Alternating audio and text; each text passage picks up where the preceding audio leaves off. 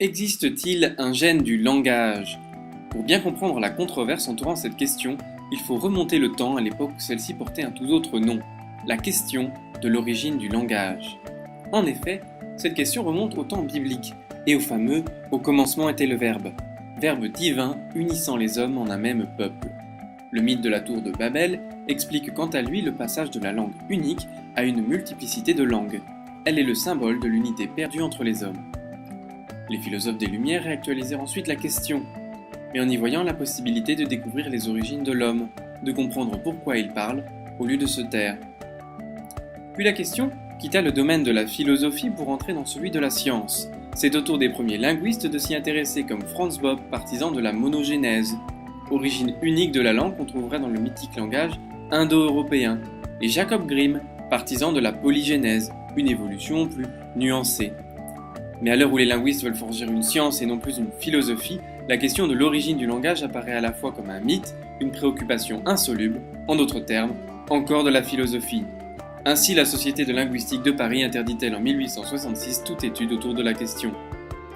Ferdinand de Saussure, quant à lui, fera remarquer que la question de l'origine du langage n'a pas l'importance qu'on lui donne. Il ajoute que cette question n'existe même pas, et la rapproche de l'absurde dilemme de l'œuf et de la poule. Est-ce l'homme qui a créé le langage, ou est-ce le langage qui a créé l'homme? La question reste sans réponse et ne fera pas l'objet de recherches pendant près d'un siècle et pour cause.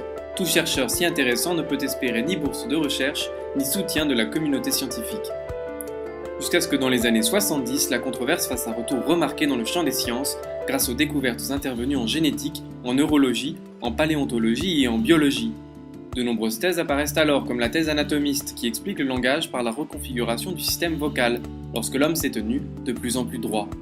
Mais cette thèse est rapidement discréditée. C'est Noam Chomsky, linguiste et philosophe américain, qui nous explique que le don du langage est inné chez l'homme, qu'il est dissocié des fonctions cognitives. Face à lui, les linguistes et paléontologues défendent l'idée d'un langage acquis par un lent processus aussi bien biologique que culturel. Dans ces circonstances, ne retrouvons-nous pas exactement la même configuration qu'en 1870 et le dilemme de l'œuf et de la poule? C'est alors que la découverte du gène FOXP2 intervient. Ce gène serait à l'origine des capacités linguistiques de l'homme. Et pour preuve, on a pu découvrir une famille dont 15 membres s'en trouvaient dépourvus. Ils expérimentaient alors de graves troubles du langage. Le gène FOXP2 réactive donc une controverse ancienne où l'espoir de retrouver le gène d'avant Babel le dispute aux nombreuses preuves d'une lente évolution du langage humain. Existe-t-il un gène du langage?